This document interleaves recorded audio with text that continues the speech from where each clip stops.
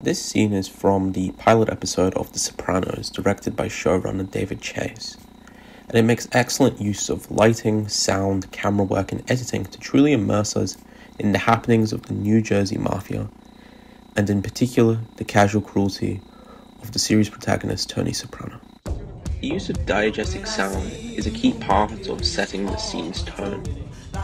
We hear the throb of electronic music and the clutter of glassware crockery, which when combined with the emotive dialogue, we immediately feel the tension of the conversation being had. We ran the man over with the car, T himself. The man has no wiggle room. He's bled dry. As the protagonist, Tony, enters the scene, its stark lighting becomes apparent. The scene has low-key lighting. A singular overhead light illuminates the table, rendering the surrounding vicinity in darkness.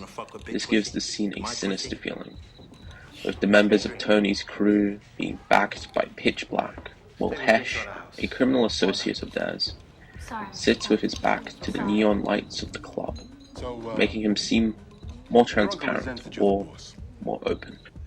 The camera sits close in on the action, but doesn't pan around the table, opting to cut between shallowly focused close-up shots of the meeting's attendees, which establishes the pace at which the dialogue sits at.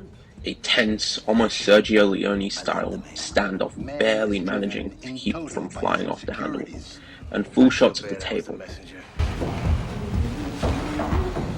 Your friend Artie with the restaurant. Get him out of town for 3 weeks. That way the restaurant closes. The shallow focus of the close-up dialogue shots also gives us a good look at the characters' faces, with the harsh overhead lighting rendering them in sharp, uncomfortable clarity, reflective of their own discomfort throughout the conversation. We now see Tony stand up to emphasize his point, with shadows enveloping him.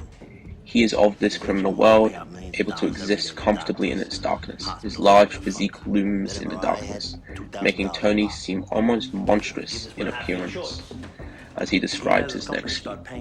Phony claims to fake clinics we set up, or he pays Hesh the 250 grand he owes him, which we know he cannot do.